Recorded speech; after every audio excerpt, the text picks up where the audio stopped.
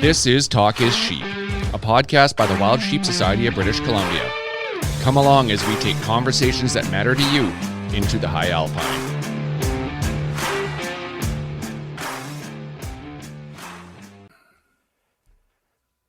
Good evening, Mr. Hamilton. It is. I polished a couple of beer during that podcast. So it's a great evening. So is it because of the Alberta boys, because of their when in Rome engagement, or when in Rome, you gotta drink. What's that saying? Drink like an Albertan. Yeah. You're gonna have to do a little bit of work on that. Oh, but, yeah. I can hang with the best of them, but then it's just like, wow. Surprisingly, they didn't have any beers in their hand. I came prepared, and they sadly let us down in that. Well, those guys are hustling. They're all about business. They were talking yeah. conservation tonight, and they did a fantastic job. So, what kind of beer are you drinking, Mr. Hamilton? Trench Brewery Conservation Lager. It's an amazing beer. You've tried it. You've tried it. California Common. Yeah. So it's our series of conservation beers. This is the first one of 4. We should have one out this fall. We're hoping to do something around Stone Sheep. Yeah, so very cool. And look tasty. I have some in my fridge, but I didn't get it out. So well, it's your loss. Just more for me, right? Awesome. So let's talk a little housekeeping before we jump into the episode. So first of all, thank you to Corleen Sporting Goods for supporting us on our last Northern raffle. It was a RMR rifle, and Devin McCauley at a Terrace won that. Great donation from our good friends over at Corleen. $20,000 is going to go to enhance stone sheep in northern British Columbia, so in thin horn sheep, I guess. Yeah. I shouldn't be unfriendly to our good Dull sheep friends there as well. So, fantastic raffle, and what a beautiful rifle. It's beautiful. Just stunning. I would have loved to have won it. I can't beautiful. buy tickets, but yes. Speaking of northern projects, like the type of thing it'll go towards is we just kicked off a burn a couple months ago up there, so that's the type of things it goes to, right? And not just sheep that benefits; it's everything that shares the landscape with them. Everything from butterflies to bullfrogs, and mule deer and moose and elk and everything up there. So yeah, your dollars go a long, long way with things like that. So pretty awesome. Yeah, very cool. For anyone that's keen, we did sell that one out. We had a bunch of requests for tickets that we couldn't fulfill, unfortunately, but we got 2 more raffles that currently have tickets available. We got a Zeiss optics package from our good friends over at Reliable Gun in Vancouver, and then we also have a beautiful Stone Glacier camp set up with gear. It's beautiful. I want one of those camp packages so bad. It's my wife would hate it though, because she was actually cleaning up a little bit in the basement yesterday, going, "Why do you need so many backpacks?" And like, I need another one. Yeah, I need another one. So you know that pain, right? Yeah, it is a sickness for sure. So yeah, very cool and great raffles. So. Go over to wildsheepsociety.com and you can click right on the homepage there. There's a raffle tab if anyone's interested. This is the Alberta podcast that we're doing, Wild Sheep Foundation Alberta. So if you're out of province, unfortunately, you can't buy tickets unless you're in province. But if you happen to be in BC, you can pick up tickets from us. And exactly. Get involved and get some tickets. Exactly. Totally forgot what I was going to go with that. But speaking of sheep, though, we just released a wicked video. And speaking of Trench Brewing. Right, that was the video we just released on aging with Bill Jacks was filmed at Trench Brewing here, and that's a must watch for even a seasoned sheep hunter. It talks about tips and tricks to legalities to how to age and you name it. It's on our YouTube channel. It's on our social media. Take 40 minutes and watch it, and then watch it again and share it. It's a great resource that's right out there in front of you, and it's easy. Yeah, well said, Steve. So for our listeners, many of you have heard what's going on in British Columbia. We've had a bit of a pandemic here outside of COVID, and it was the short sheep or underage sheep pandemic. Just way too many illegal harvests this past year. So in line with our mandate of looking after the wild sheep of British Columbia, this is a conservation concern for us, is making sure that we're harvesting legal sheep of age. So, that was one of our mandates this year, was to really get on this. We've done a couple of events where we had in-person horn aging opportunities, and then, like you said, with this new video that Bill Jex has produced, this was put together by the Wild Sheep Society of BC. Bill was down in Prince George for that seminar, and we were able to capture that video and produce a high-quality horn aging video for our listeners. So go over to wildsheepsociety.com, and right on the homepage there's a link. It's a black box. You'll see it. It talks about thin horn aging with Bill Jex. Click on that. It's about 40 minutes long, 47 minutes I think it is, and it has all the important pieces.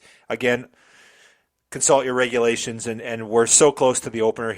We just want to stress for guys and gals out there, make sure what you're harvesting is ethical, is legal. If there's doubt, no doubt. If there's doubt about legality, there's no doubt. Walk away. Let that sheep age another year or two, whatever's necessary. One thing we've learned about this, we've consulted with the ministry on this, and they've told us that, there was way too many illegal harvests this year, and if this trend continues, we're going to have to do management actions that we're not going to like. So it's kind of a, quote, veiled threat, although it's not a veiled threat. It's the reality is that there are conservation consequences of harvesting too many underage sheep. So it's really incumbent upon us as a community that we get out there and we do our part to make sure that we're harvesting sheep of age that are legal. And, if you're new to sheep hunting, or even if you're old to sheep hunting and you're not sure, my thing, I hunt with a partner, and we kind of have this agreement. We both have to agree that the sheep is legal, and we always age them a year above. So if they're not above the nose, clearly we're like, okay, is that sheep 9 years old? And if we can't count 9, I'm not saying you should do that. That's what we do, and it's just one way. And we've let so many sheep walk over the years, but on the same token, I haven't harvested an underage sheep. So. And I intend to keep it that way. So, we're really asking our members and our listeners to do their part this year, really go out there with that conservation ethic and just say, okay, I'm going to do my best and I'm going to do everything I can. And sometimes that means letting that sheep walk. I haven't harvested a sheep for 7 or 8 years now. There's been lots that I thought were legal, but I wasn't sure. So, listening to Bill, do your part, learn as much as you can about horn aging. Get a good mentor, or if you're experienced, the big key walk away if you're not sure. So. Yeah, no problem walking away from any other animal you're unsure of. Yeah, it sucks to hike in for a couple of days or to fly in or whatever, jet boat up into the mountains. But it's as Kyle said, it's on us to make sure that the resource is not only going to be there for us next year, but for our grandkids, because we keep making those mistakes.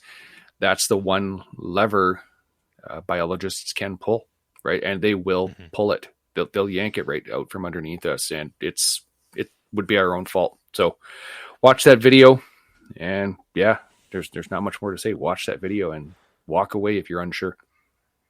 Yeah, well said. Okay, I'm off my soapbox, but I just felt we needed to have that dialogue. Absolutely. And people know it. And I guess the key there is just we have to feel okay to walk away. We don't have, we should never feel like, oh, we have to come home with something. Nope. That's one animal you don't want to take a chance on is wild sheep. It's just they're too precious of a resource. Nope. All good there. So, okay. I think wrap it up here, but membership drive is wrapping up in just over 4 weeks. Actually, 4 weeks away. So.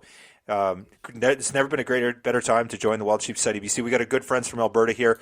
Think about buying a membership there. I know somebody that's a fresh Alberta Life member. no pressure, hey?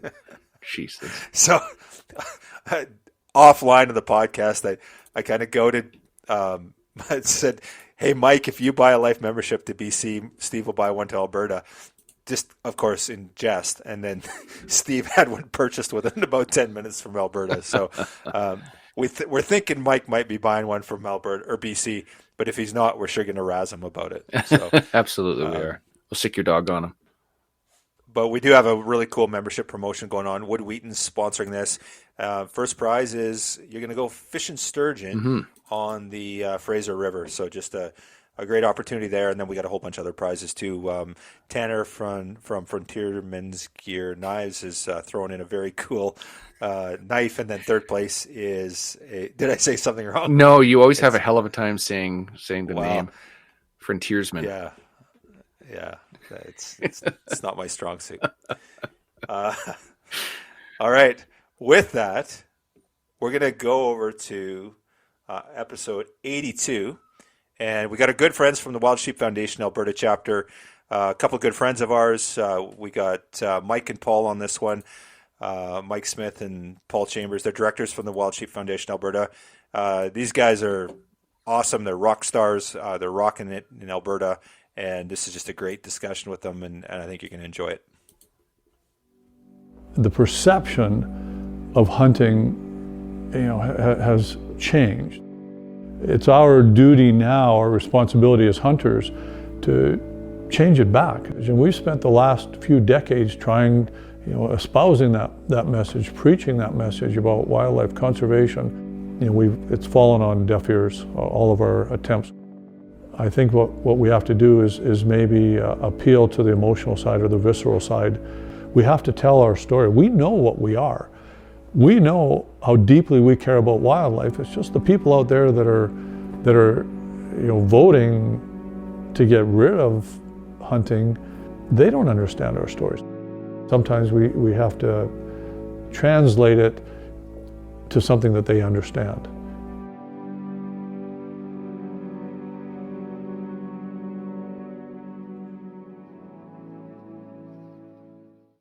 Mike, Paul, Alberta boys, welcome to the podcast. Yeah, thanks for having us. Thank you very much. Awesome. Good to see your smiling faces. It's been, 6 months? I guess we had the luxury of seeing you guys at down in Reno at Sheep Week, and man, what a great fucking week that was, eh? Yeah, it was. Just about fully recovered now. So no hair of the dog for you then? No, not tonight. Actually, I was going to tell you guys we should grab a couple of brewskis, but since we're recording in the evening, quite often we'll record these in the morning, and we try and curb our drinking that day, typically. So, but no, it's awesome to get you guys on the podcast. It's fun for Steve and I. We watch our chapter and affiliates, what they're doing out there, and everyone's hustling, right? Everyone's working hard, and it was exciting down in Reno watching the Alberta crew. I can't say Alberta boys because that wasn't fair, because you had some other gender representation down there, but you guys were all hustling down there and doing a great job, and the booth was busy. How many life members were you doing through your promotion down there in Reno? I want to say it was somewhere around 12 or 15. It was over 10. I was shocked because people always talk about, Sheep Week's not a great opportunity to sell, life memberships. It's, it's not really why you go down there. Well, you guys broke the mold. So yeah, we were even surprised. Yeah. But it was good. So was Matt. Awesome. Well, no, really cool. So, today I'm hoping we can touch on a bunch of stuff, what's going on in Alberta. I know there's been some new faces on the board, and I know you guys are really hustling over there. You had a really exciting winter. I've been watching some of the stuff going on there, and I don't want to talk about it. I want to hear you guys talk about it. So, maybe, Paul, if you don't mind, just kick things off on who you are, how you ended up where you're at, and how you got involved with Wild Sheep Foundation Alberta. Paul Chambers. I'm the new Northern Director for Wild Sheep Alberta, based out of Hinton. Main reason I kind of wanted to get involved is, there wasn't a whole bunch of Northern representation that I had seen. Most of the directors, previous directors and stuff, were all located down south, and aside from a few people, I felt like there was a bit of a gap that could be filled here. And so I was actually at one of the Yellowhead banquet in Edson one year, and I was talking with Dominic Whitfield, and he was like, "Man, you should come join the board." And I was like, "You know what? It's a good idea. Let's try it." So I ran for the board and got on, and that was 3 years ago. So now, it took a little bit to get into it and kind of get my feet wet, but it's, I really, really enjoy it. And, looking forward to see kind of where it goes, and don't plan on going anywhere anytime soon as long as membership will keep me. So, Well, you're safe for 2 years, yeah, right? You just got I'm safe. reelected. You're in your second term, Yeah, so you're in you good bet. shape. Yeah. Now, Mike, on the other hand, we don't know about that. So, no, all joking aside, Mike, give us the rundown on kind of where you came from. And I think you're new to the board, right, this year? Is that? Yeah, I got on last around for year. 2 years? So I'm in my second year right now, so I'll be up for re-election this coming AGM. But I'm the Southern Director, based out of kind of the Cochrane area, Southern Alberta. And yeah, I got on. I had been to quite a few banquets in the past, and got to know a bunch of the people on the board, and membership, and my uncle in Southern Alberta is the one that got me into sheep hunting, and the passion kind of started brewing a long time ago. And he started getting me involved in all these banquets. He'd just say, "It's just a donation, Mike. It's all right. You can spend your money. It's for a good cause." And so then I saw an opportunity that arose, and had some spare time. And luckily for me, it was a year where it didn't seem to have a lot of interest in those vacant positions, so I was appointed rather than elected. So I lucked out. Who knows if I would have made it on instead? So. And then, yeah, over the past year or so, the projects kind of Dom, who was looking at the projects, is no longer on the board here, and so someone kind of needed to take it over, and so I stepped up a little bit, and it's been a monster. But yeah, we've been crawling along here. Awesome. So there's lots to talk about there, like just that stuff. But since we're on that topic, and you are heavily involved with the project side of things, Mike, I know you guys had a pretty exciting winter. I was following you guys pretty closely on your projects over this winter. But let's talk about the big one, the sexy one that everyone wants to talk about. Let's start off with that. Yeah, so that was a really exciting one. So over the past couple of years, the board's been working on a collaring project and the collaring of rams throughout kind of our eastern slopes. So in March of this year, we successfully were able to collar 35 rams, kind of in that 2 age class kind of thing there. And we focus on rams rather than ewes. They're more likely to take longer trips outside of kind of their habitat, right? So one of the big things for us is with the disease risk that's present in all of our sheep populations, we're trying to see how far these rams are foraying, I guess, into domestic sheep territory. So yeah, we successfully collared 35 rams over a span of about 200 kilometers along our eastern slope. So down from the Waterton front all the way up to we've got a ram collared up in Exshaw, just east of Canmore there. So yeah, it was quite historical actually. Just some notes here I've got. The big one is that this is kind of the widest ranging collaring project for natural area study that's solely focused on Rocky Mountain bighorns. So the parks have them, and there's been some localized ones, but as far as 35 rams being collared, it's kind of historic, especially in Alberta for us. So we've also got 15 additional collars ordered, as well as the University of Alberta has another 20 additional collars ordered. So we're hoping to get another 35 rams collared this upcoming season as well. So I guess just to get into a bit of what we're looking for, we're seeing how far these forays are. We're seeing kind of the connectivity between these herds, and just kind of judging where we need to focus as far as our domestic disease prevention. So a lot of these rams on the eastern slopes have been known to travel fairly far east, and we're seeing where those high risk areas are as far as potential MOV exposure and then transmission. So I know I don't have to tell you guys about that. You've seen your awesome movie there that we can't get enough of. But yeah, it's been some of the anecdotes that have come out of this, and some of the data. Actually, just the other day, I was told that one of the rams walked. It was a little over 20 kilometers in about 10 hours from an Alberta range across 2 heavily forested valleys, which apparently had logging activity in them, all the way over the Continental Divide into BC. So it was, a little over 20-kilometer trip in, less than 10 hours. So that's the kind of interesting data that we're able to start tracking, and with the lifespan 2.5 years on these collars, we'll hopefully be able to start to see some trends. And if we're able to collar additional rams in those groups, we can see if that's one ram making those trips, they're taking multiple rams, and try to piece together what the purpose of those are. Right on. So on that subject, how is the disease situation in Alberta and BC? You've seen transmission, some of the stuff that we're struggling with over here.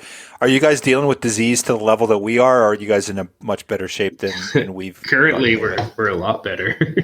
Yeah, touch wood, but we haven't had a wild sheep test positive since I believe 2000 was the last outbreak in Alberta in wild sheep. So this is certainly something that we're focused on because we're seeing what's happening in BC, and we know that it is a big risk. We're also funding domestic disease testing this year in those high concentration areas, kind of along the eastern slopes. With the participation of domestic lamb producers and wool producers, and through that we're hopefully able to identify positive MOVI cases in domestic sheep and being able to really mitigate any potential contact there. Yeah. So we're sorry, Paul. Yeah, we're definitely looking to be more proactive than reactive, if at all possible, right? Mm-hmm.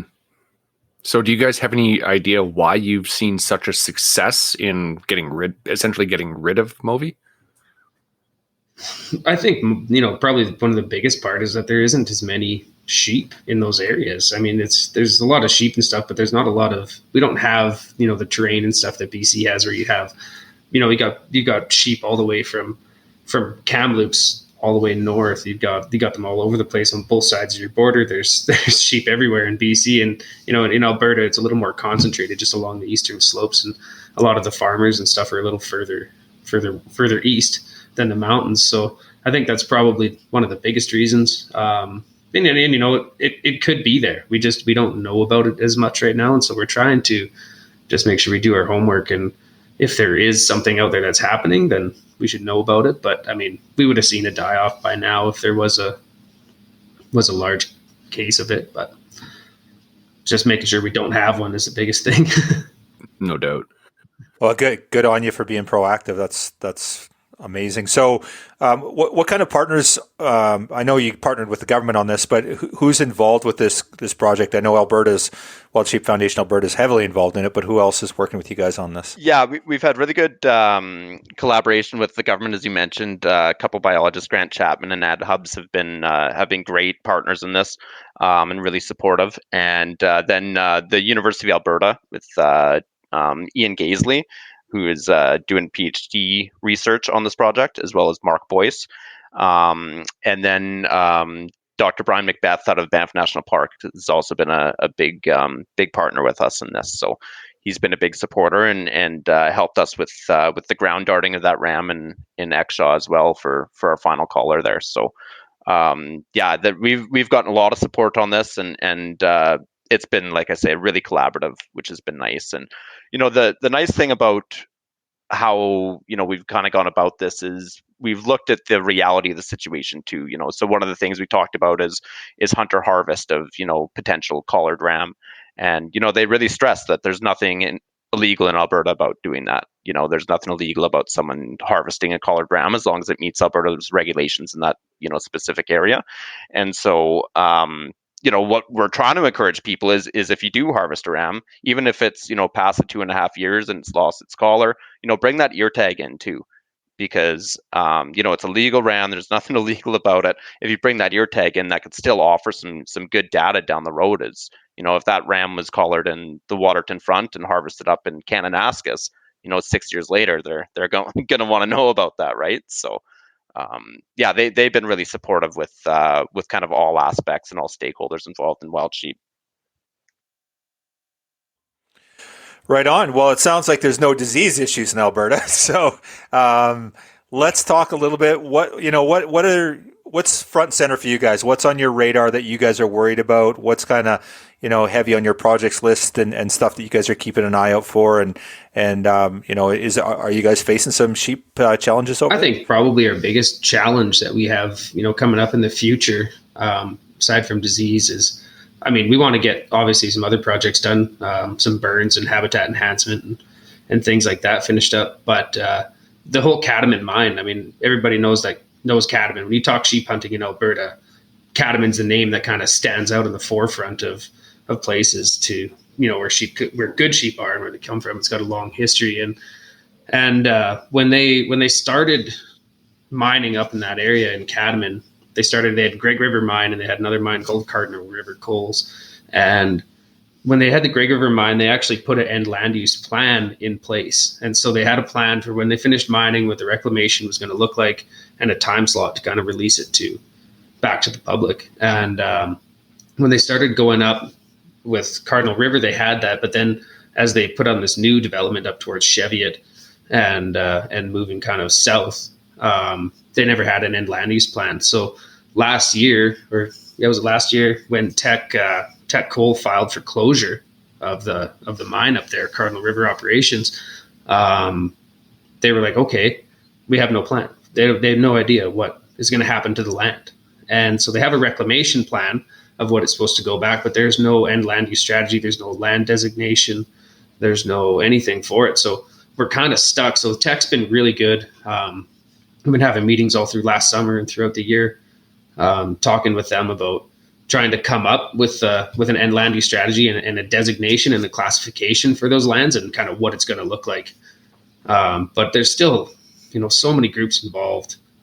It's such a important area, not just geographically, but sustainably for sheep. With there's a lot of Chinooks that come through there. There's great wintering grounds that go through there.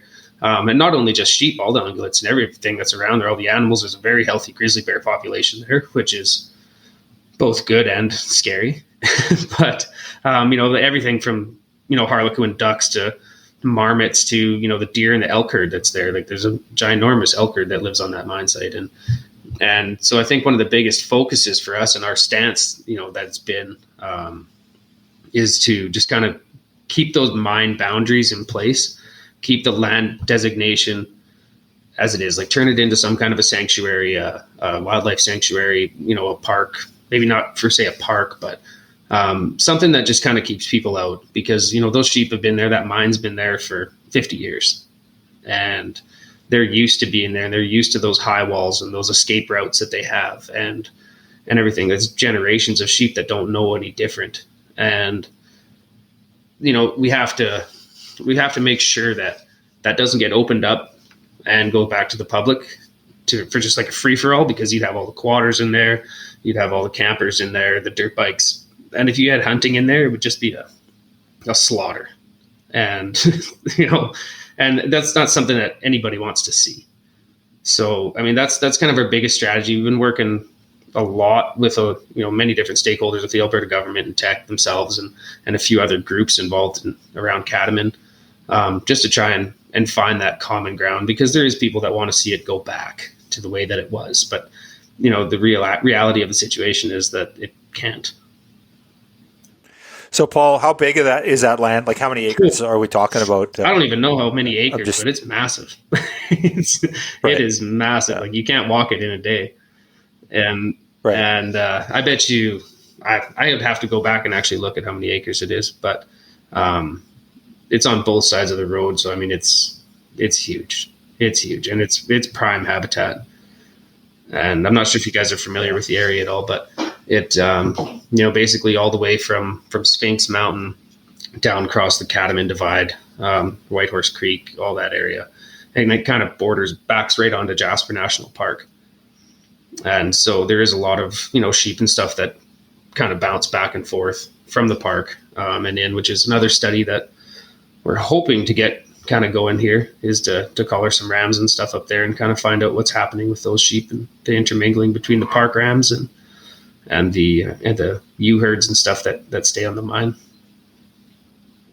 So Teck is completely done. They're out of there now. They have filed for closure and they've started their reclamation. So they're hoping to have their reclamation complete by 2032.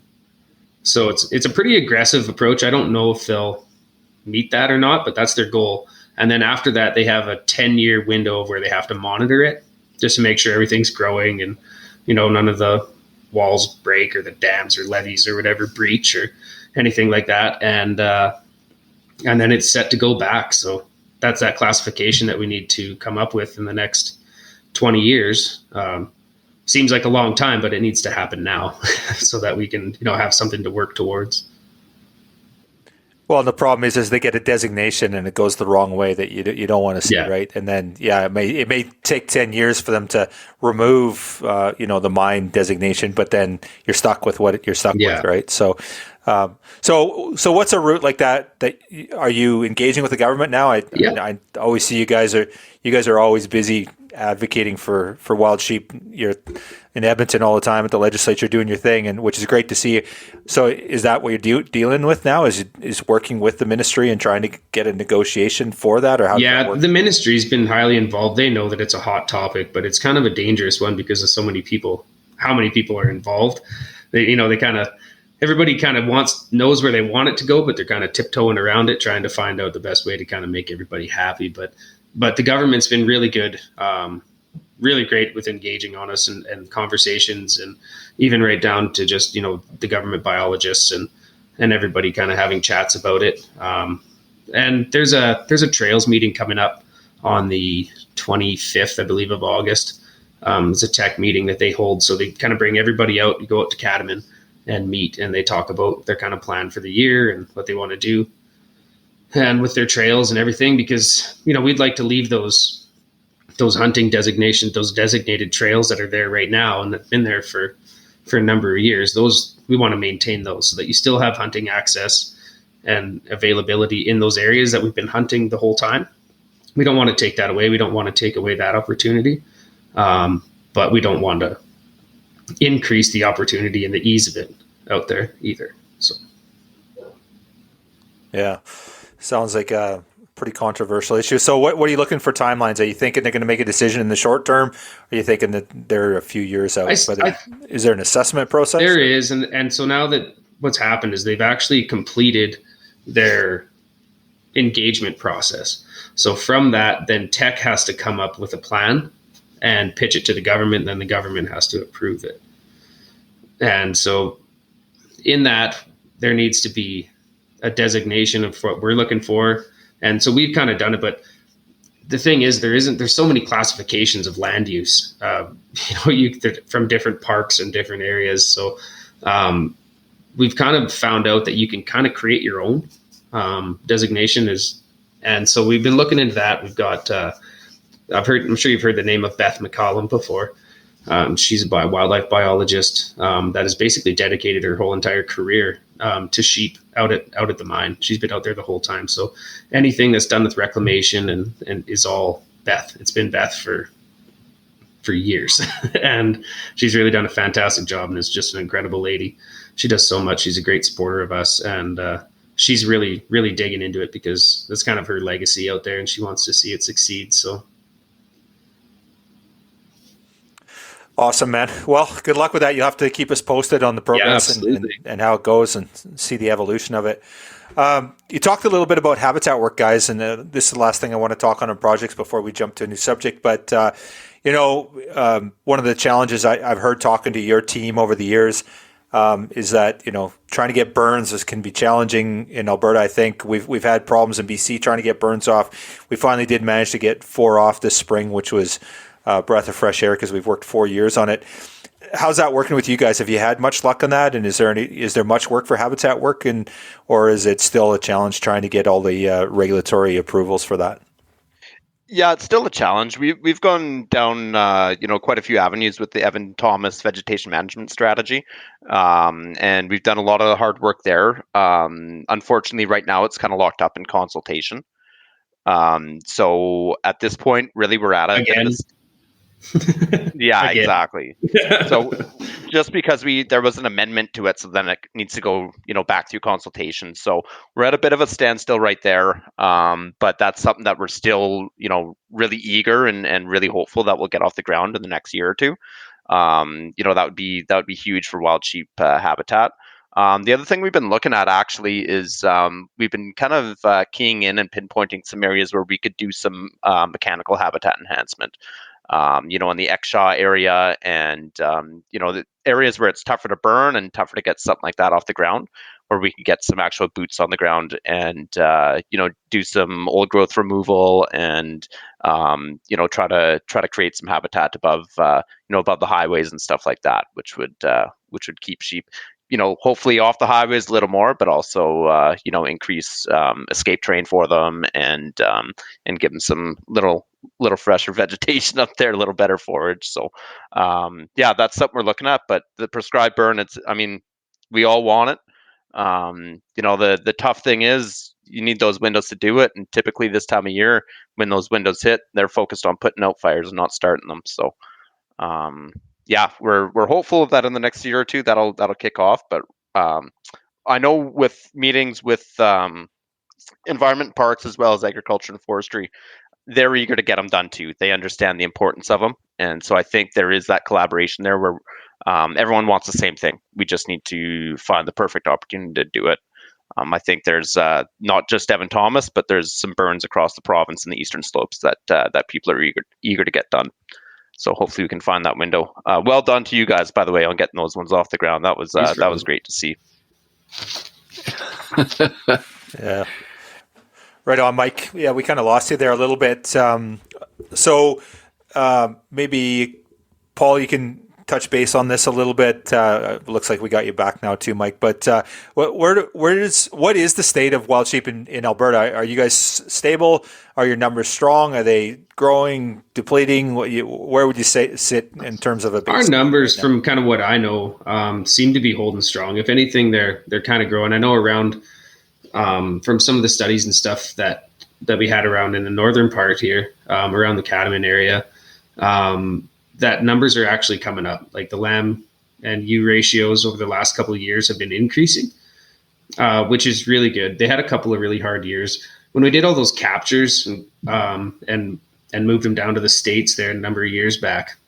They ended up doing 4 captures, and that last capture, there's some people, it was kind of controversial. They feel like maybe it was one too many, but that's neither here nor there. But after that herd got hit with a hard winter and actually lost a lot of sheep. And so that was just one kick after the other. and that herd kind of, went down a little bit, but we're seeing an uptick in those ones right now. Hunter harvest isn't really an issue. Our average over the last 10 years, 125 grams get harvested in Alberta is a 10-year average.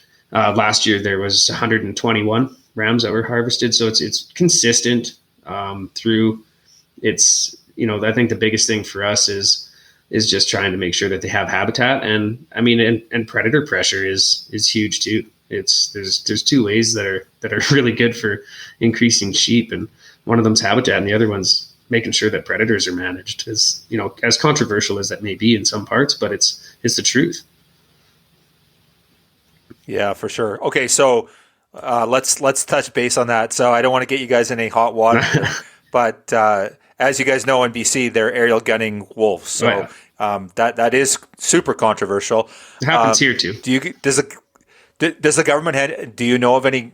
Are you able to talk about any? And if we can't talk about it, that's cool. I don't want to put you guys in a bad spot. But does the government do any active predator removal in the province? They do actually all around in the Wilmore and stuff in those areas where they're trying to protect the caribou. So we have some pretty protected caribou herds up around the Peace, or like the Burland and up in that area and up towards in the Wilmore. And they've actually been flying around shooting wolves for a couple of years now. and it's good enough. Wolves have their place in the environment too. Like they belong there. It's not like everybody hates wolves or hates bears or hates cougars. Like we love them. They're beautiful animals. They belong in the balance of the ecosystem. But when a wolf can produce at 10 times the rate that a sheep can, it's a little easier to take a wolf out than it is to plant a sheep. So exactly. When the wolves are having litters of 10 and we're struggling to keep 1 or 2 lambs recruited. It's a motive. And nobody wants to see extinction or extirpation, but we do want to see sound wildlife management, right? Yeah, it's just, I think, and that's all we can really hope for, is to have a science-based approach to it that makes sense. It's, we're not everybody, lots of people label hunters and stuff as, trophy hunting or, you're murderers. And it's like, okay, but not really. If you actually take some time to learn about it or invest yourself in it, there's a lot more to it. And I think as hunters and conservationists, everybody kind of is on the same page if you're actually involved and engaged. And that's the one thing, we're obviously seeing, and I'm sure BC is too, seeing an increase in the hunters, on the mountain. But what we are noticing is they seem to care a lot about wild sheep as a whole and not just the harvest of them. So there does seem to be an attitude of conservation and understanding of, what's going on out there, and the importance of, age classes and all that. So that's really good. And, as you guys know now, more than ever, it's a good time to have a lot of hunters with a lot of loud voices out there. With the issues we're seeing, you guys have been seeing in the past couple of years in BC, and yeah, I think that's an important thing for hunting to have a strong community, and we're seeming to have that right now. Yeah, I think that's the cool thing about our wild sheep family is, we truly are a family, right? We, I feel like we're a bunch of brothers and sisters and different chapter and affiliates. And, that kind of segues to kind of our next subject. Like, you guys have been fantastic supporters. Of course, Wild Sheep BC recently, and you mentioned it earlier, Mike, is the new film Transmission, which I think your members are going to get a chance to see if they are interested in it. But you guys have been a fantastic supporter. You guys were involved in that film. You provided some capital for that. And it's been a very strong message around this disease issue, around these issues with wild sheep. So, that's the one cool thing about our wild sheep community is we really are a family. There's so much support and so much opportunity to work together, and it's chapter and affiliates. Which, by the way, where the hell were you guys? We were both supposed to be there, but it didn't work out. Mike wasn't allowed back into the States, and my wife wouldn't. Well, and that's a solid. My wife barely let me out of the house after I got back from Reno. So yeah, my suspension should be up soon in time for Reno. Yeah, we're year. good now, though. We're good. Well, I see you got the kitchen pass after Reno to do your own banquet there, but you looked a little averse for the wear. I seen you on the Sunday driving home, and the wife wouldn't let you in the driver's seat because I think you were still a little over the limit. Yeah, I was trying to catch up on sleep on the way home. I'm sure that's what it was. Yeah, for sure. Yeah. Let's talk a little bit about that. I'm seeing Ewes and Brews. What's that all about? Tell us about it. Ewes and Brews, yeah, that's coming up on July 22nd. It's going to be at the Tool Shed Brewing in Calgary, and so basically it's just a night, conservation talk chat. But one of the biggest things is that we're trying to get that awareness out about MOV. It's a very difficult thing to get people to read about because it's let's face it, it's not the sexiest project out there. It's it can be a little long and boring, but it's a very important one. So, we try to tie it into somewhat of an event, and our membership had been asking for more kind of engagement events as it is. So we, thought it was a perfect opportunity to put that together and kind of link the two, where you get a private screening of Transmission, and like Transmission is just phenomenal. Like I don't cry at a lot of movies, and I teared up the first time I seen that, man. Like, that hit me hard. And it's just fantastic. And I really hope that we can, get that across to people that like this is worth the ticket just to come and see this.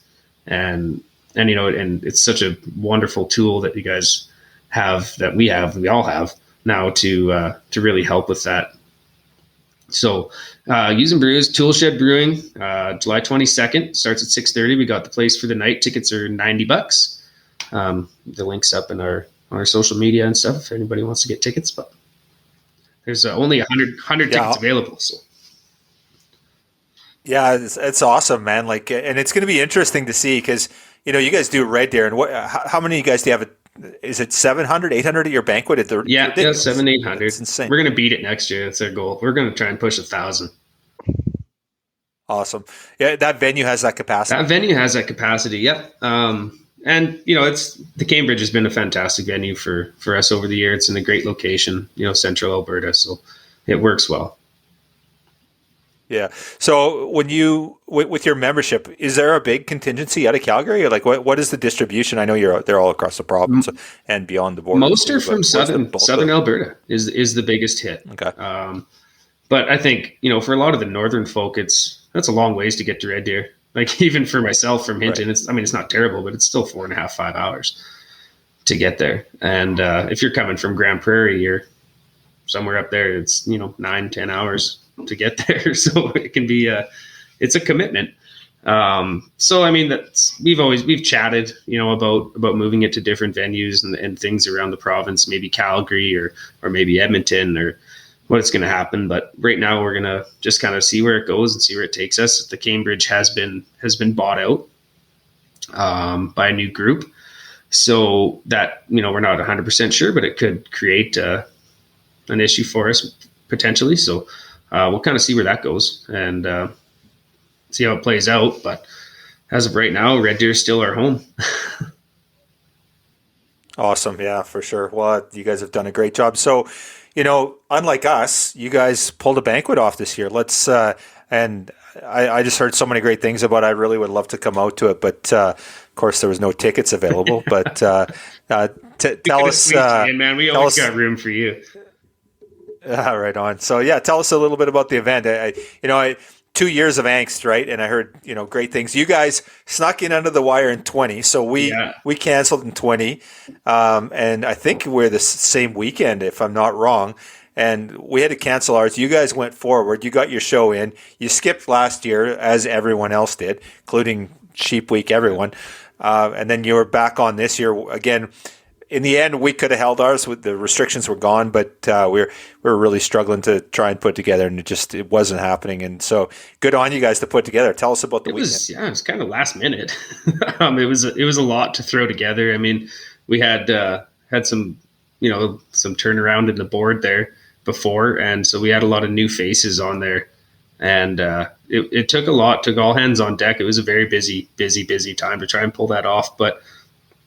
We got a fantastic group and managed to pull it off. The Friday night social was a hit again, as it has been in the last few years, just getting everybody together. But you could feel the atmosphere was just, everybody was so happy to get together again. Like it was really good. And as it kept going, it just kind of kept steamrolling and rolling and rolling. And when you get back into those live auctions and you start raising money and there's, groups of people bidding on stuff and they're buying things and they're donating them back, and then other people are buying them, and you start selling stuff 2-3 times in the room, and it's incredible that what can happen. It's a fantastic group of people. We're so fortunate, again, like you said, we pulled it off in 2020, and then I think it was like 4 days after that the restrictions came on for the first time, and it was like, holy, like we were the last big event of 2020, and we were the first big event of 2022. So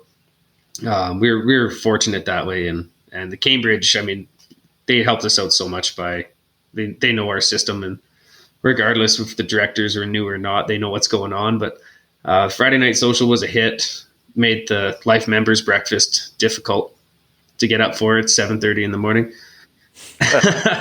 trying to look somewhat presentable and everything, but it was good. We were tired, but we managed to pull it off. The events committee did a really good job, so they got a little more time this year, so it should be better.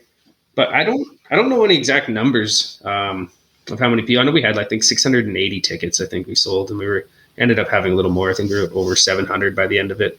Some last minute people, and then.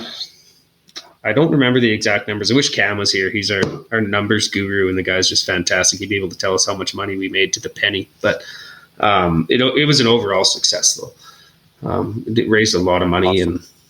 and set us up good for the year. So, and I think with everyone starving for an event too, we saw a lot of new faces there. People that just wanted to get out and be social and have a few drinks and talk to hunters, and we heard a resounding positive tone from everyone. So I think we are going to see an uptick in numbers next year, because a lot of people just kind of discovered it last year, I think, and so that's a that's pretty exciting to see what comes of it next year.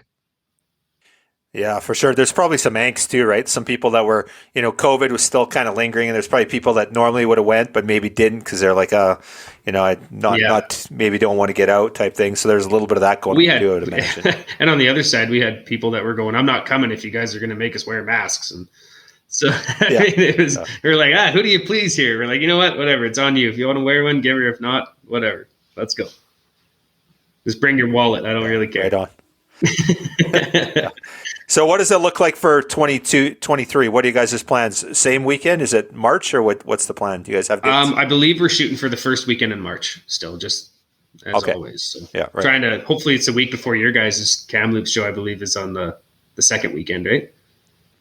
That's right. Yeah, exactly. So we don't want to do it the same weekend because that way we can go to each other's shows. Yeah, absolutely. Yeah, all our BC guys in that southeast corner love to get over there too, right? We get all the guys out of Region 4 that come over from the Kootenays and check out the show. And we don't want to do it. It's much closer to go to. You still there, Mike? Silence filled the room. that awkward silence. Okay, cool. No, sorry, my connection's bad here. So I was just saying we don't want to put it on the time change weekend again either. Oh yeah. Oh yeah. Yeah. See, that was my problem. It was the time change. Absolutely. So what's going on for initiatives in Alberta? I know you guys are on a great youth camp. You guys running that this year? Is that COVID free? Oh, yeah. You were able to pull that off? Bet. I mean, we were lucky. We were able to pull the youth camp off even through COVID. It was kind of last minute, but every time the restrictions seemed to ease just a little bit there in August. And so we were able to pull it off in 2020 and in 2021. So this year it filled up fast because there's no COVID. We were able to get it out early, but that's August 13th. It'll be in Hinton here at the Hinton Fish and Game Club. And we're full. We're actually over full. We have a waiting list, a cancellation list. So we have 60 kids coming, actually 63 because Roy had a bit of a miscount. So we're going to have to deal with that.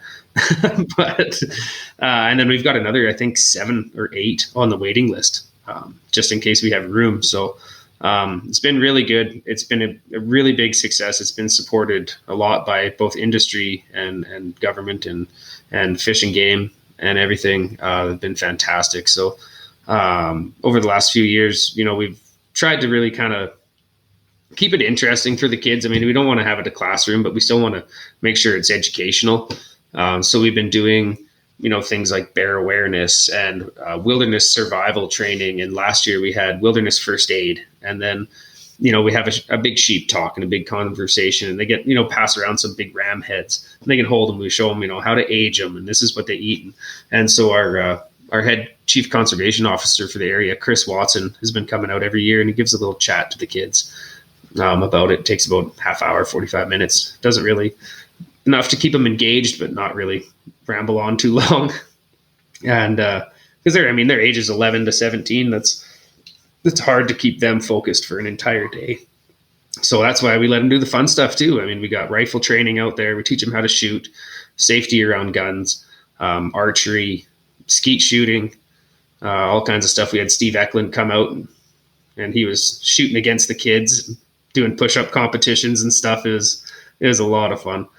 And so this year we'll be doing the same thing: archery, skeet shooting, rifle training. We have Rocky Mountain Search and Rescue coming out, and they're going to do a backcountry survival course, which is pretty cool. And then we were going to have Kevin Wilson come back with Wild Encounters, and he does the bear awareness, but he was unable to make it this year. So we're doing more of an interactive kind of class where we're going to go through some gear.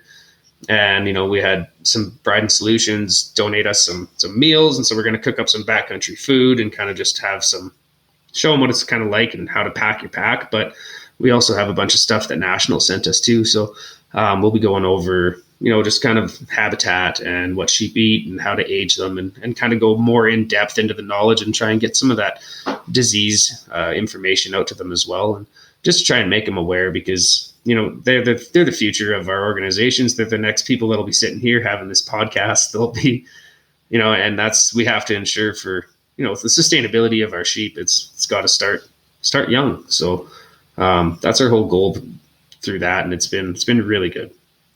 Yeah, hats off to you guys. I've watched you for years. A life member. I've been watching, and your youth outreach is fantastic, and engaging those kids and getting involved.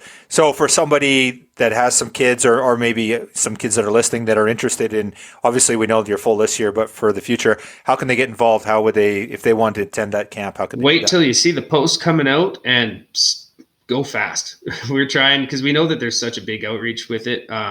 We've been trying to work on getting 2 camps going and have one down in southern Alberta as well to try and make it a little more accessible. Because we've had kids come up from,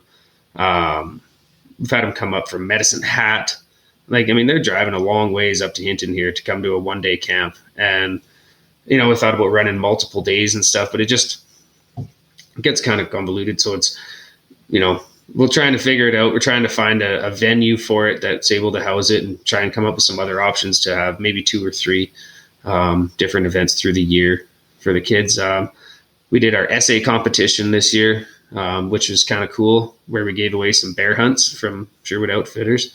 That was just, send us an essay. Tell us what your plan is, what conservation means to you, focus on predator management, or, habitat enhancement, or your hunting heritage, or, what hunting means to you, what gets you outside, why do you care, and it's just, just want to have those conversations, have them thinking about it is the biggest thing. Because if it stays in their mind when they're young, then, hopefully it kind of builds that muscle memory, and they kind of think about it when they're older too. So.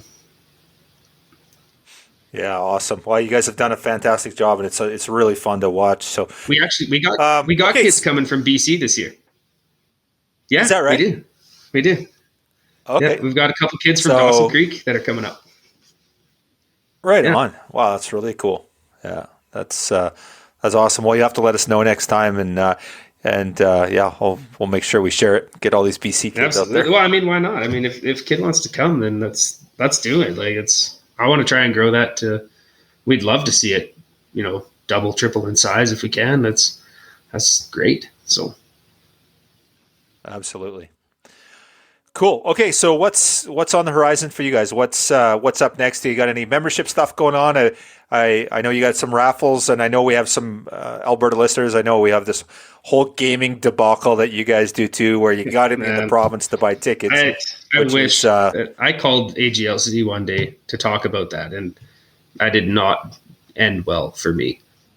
I was a small dog barking up a big tree there, and it's unfortunate, because I wish we could do something like the States or whatever, where you're able to sell to, Canada wide, or even if we could just sell in BC. Or same for you guys, if you could sell in Alberta. I would love to buy into all your raffles and stuff, but we've got the one optics raffle going on right now, Swarovski package. So that's going good. We're about 3/4 of the way sold out on that, maybe a little more. And then we've got some other raffles coming up here. We're just going through the painstaking process of getting them approved. We have a membership giveaway. So for our life members right now that we're doing. So we're going to give away a Yeti cooler with a bunch of Yeti stuff inside and Wild Sheep Alberta stuff inside. And so that's open to any life member, whether you're new or whether you've been a life member since day one. Your name's entered into that draw. So we got that. We just kind of wrapped up our Yeti mugs that we were giving away with life memberships for now. We'll do it again later. But that was a hit. We've really seen a big increase in especially our life members here since the beginning of the year. It's been really good. We came out with that payment plan too, which I think kind of helped people a lot get, it's $750 nowadays. That's almost 2 tanks of gas. So it's, it's nice that they can kind of, spread it out over a period and pay for it. But yeah, the magazines have really turned around. Rich is doing a fantastic job with that. Our summer issue just shipped here today. So everybody should be seeing that soon. So we've got a few more raffles coming up, so everybody should just kind of pay attention and watch for those. They'll be coming out soon. And we're going to take some of that money and hopefully put it into our ungulate enhancement program this year. So, right on. Great to see. Okay, let's we talked about saving sheep. Let's talk about hunting them. Either one of you guys doing a sheep hunt this fall, or what do you got on the agenda? Absolutely. I'll absolutely be hunting sheep. I was kind of laughing that the annual trails meeting in Cadomin is the first weekend after sheep season opens. And I'm like, oh man, I got to go to this meeting Saturday morning. And I was like, actually, this might work out. I'll just go hunting after. So yeah, I'll absolutely be doing some sheep hunting. I'm sure Mike will too. I just checked my draws today, and I got skunked, so I'll be on the mountain for sure. Unfortunately, my cousin scheduled his wedding for opening weekend, so I won't be out there that weekend. But he doesn't hunt, does he? No, well, not sheep, no. But yeah, that's where most of my vacation's going this year for sure, is up on the mountains. So we'll see how it goes up there. Awesome. So Paul, I can see a ram behind you there. There's a beautiful ram there. Paul, not looking quite so rammy there. What's going on? You got any rams on your wall, or what's the deal? Who, me? Or Mike? Or sorry, Mike. Sorry, I meant Look Mike. at his shirt. He gets away with it. He gets away with it. He's got one on his shirt. No rams on my wall. No, I'm still looking for that. I'm still looking for my ram out there. You know, when you pass on a couple of young ones, and it's a hard thing to do, but still out looking for my ram. He's holding out for a 12-year-old one, Kyle.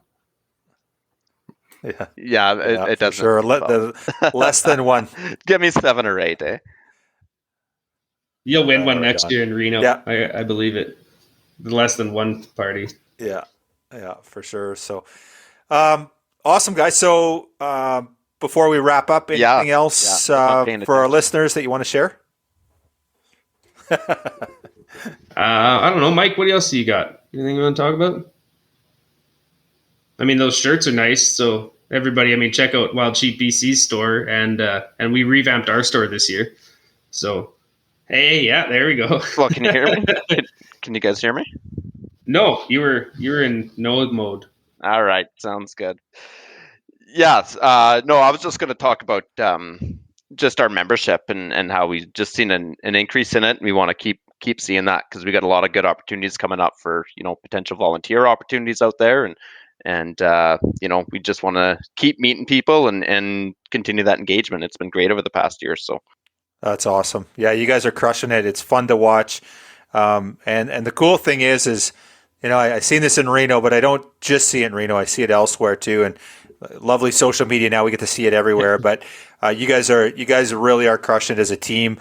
Lots of great support there, and working really closely together. And it's a lot of fun to watch the energy coming out of the Alberta crew right now. It's awesome. So hats off to you guys on thanks, that. We appreciate it.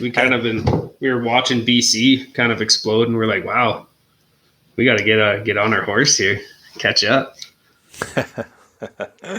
Well, yeah, it's fun to watch for sure. So let's talk a little bit about the shirts. So we did a collaboration on the shirts, and I think, Paul, you led this overall. At least my dialogue's been with you, but let's talk about the collaboration. Where it came from, what it is, who's involved. Just talk a little bit about that shirt collaboration. Yeah, so that shirt collaboration came to me from one of our members, and actually former board members.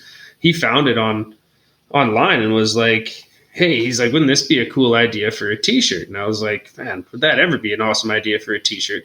So I reached out to the fellow that owns the image. The name is just completely escaping me right now. It was Muscle Assembly Publishing House out of Victoria, BC. And I was like, hey, what would it take to, get that image, Wild Sheep Alberta, and we'd like to put that bighorn on a t-shirt. And he was like, yeah, for sure, no problem. And I was like, we've got all different kinds. So we ended up started talking sheep. He's from Holland and just moved to Canada a few years ago and loves it here. And so we started talking about sheep. And I mean, 15 or 20 emails later, he's drawing us all 4. And he's drawing all of them. And I was like, man, how cool is that? Like, it'd be kind of neat to do a slam series. So I was like, that's when I believe I first talked to you about it down in Reno. Was where we kind of pitched it. And yeah, I mean, the logos are cool. I think they turned out great. I love your guys's and love ours. They've been selling pretty well. But the idea of it was just to have some intermingling between the different chapters and affiliates, and kind of draw people to their stores and to go check them out. Because we have, people looking at our store and stuff, and they're like, oh, that's awesome. But, if we have a Wild Sheep BC shirt and we have a Wild Sheep Alberta shirt, and I was really hoping we could get some other chapters on for the other two. I'm still holding out hope, but, and get those other ones done and just kind of draw attention, not so much just to their store, but then, maybe snoop around on their website and kind of check out what they're doing and subscribe to their email list and, potentially become members or life members of that. And just because, as you said earlier, we're such a family, and I just really like to, make sure that we're all trying to support each other, and it's kind of fun to have that collaboration together, and it's something everybody can collect and wear around proudly. People like merch. So you always got to give them something cool to wear, and they'll wear it. Yeah, absolutely. So for our listeners, again, this was an idea that came out of Alberta, and so anyone that's interested, that an artist did a rendition of a stone sheep for BC, a bighorn for Alberta, and so they're similar images. Paul's wearing his, or sorry, Mike's wearing his right now, and basically you can pick up the T-shirt from Alberta, you can pick it up from us. Same artist, similar concept, but ours is a stone. You guys have a bighorn, and there's two other images out there that we're shopping around and hoping that another chapter or affiliate might pick that up. And but basically, go to Alberta's website. You can pick up the bighorn. Come to our website. You can pick up the stone sheep, and they're really cool. The BC boys are wearing the Alberta ones. The Alberta guys are wearing the BC ones. So really cool. I like that aspect of it. And if there's any listeners out there that want to get their chapter affiliate on board, we as you said, we have two other images that are ready to go into shirts, and they make us a nice amount of money. So just saying, reach out. Yeah, solid call, Steve. Steve's our merchandise guy, so he's doing all the heavy lifting when somebody picks one up from us. So yeah, really cool. I love the idea for sure. It's just a great collaboration, great opportunity to work together, and just a really cool image, man. Like, they're cool shirts. They're just, and these shirts are elevated. I know you guys worked with Tyler, and they're super cool. They got a patch on the shoulder, on the sleeve. Just really, really cool. Yeah. Tyler's been fantastic for us from the Coverall shop. It's unreal having him. He runs our whole store for us now, so makes it really easy. Awesome. Yeah. Easy is a good thing, especially when we're all volunteers. So it's awesome. All right, guys. Well, hey, let's wrap it up. Last words of wisdom. Anything else to share? Anything that you want members to get on board with? Let's do the big pitch on why they should join Alberta for a membership. I'm a life member. I believe in what you guys do. Steve-O, you're a life member, right? Sorry, I cut out there. Sorry. Nope, I am a member. Did you say I am a member? Did you say if Mike buys a life membership, you'll buy a life membership? Is that what you said? So okay, all right. I can get on board with that, Steve. Cool. Hey, Kyle, what happened last time I was challenged? You're always the Midwest guys. I bought Get your coins out. Let's go. I bought a Midwest life membership while we were recording with them. I've already got it. I'm already BC life member, so I'm out. I'm a monarch. Yeah. That's why I'm picking on these two. All right, you got yourself a deal, Steve. I like it. Awesome, boys. Right on. Well, hey, congratulations on a fantastic year. Keep doing what you're doing. Love the support that you've given BC collaboration. Love that you asked us to partner with you guys on. Steve's got his challenge going out. Oh, I do Kyle too. Again. He knows better. No, we really appreciate it too. Thank you guys. Thanks for having us on, and again, thanks for everything. Really, the collaboration and the chatter and has been fantastic between both of our organizations. So we really appreciate it as well. Yeah, you guys set the gold standard. Awesome. So we enjoy seeing your faces at events and sharing ideas over a few beers as well. So we can't wait for the next one. Awesome. So if you're in Alberta, you got to go and check it out. July 22nd, Ewes and Brews, and tickets are $90. And that includes they're going to be in Calgary. That includes dinner and a beer. So honestly, you're probably losing money on that. Like, it's funny. We were charging, pretty good dollars for these pub nights. And I'm like, oh my goodness. But it's like, you go out with the wife for dinner and it's like, it's ridiculous. Like, it's unbelievable so, $90 isn't what it used to be. No, right? it's not. So it still seems like really not. It's really not. And no, we're not losing money, but we're not making any money at that. So that's the point of it. Great opportunity. Yeah, the point of it is just to get the awareness out there and see the film and get some people together. So we'll have some door prizes and some giveaways there too. And so, yeah, definitely if you're in the Calgary area on July 22nd, come check it out. It's worth it. Awesome, guys. Awesome. Keep up the great work, and thanks for stopping by. I appreciate it. No, I really appreciate it. Thank you, guys. Yeah, thanks, Kyle. Thanks, Steve.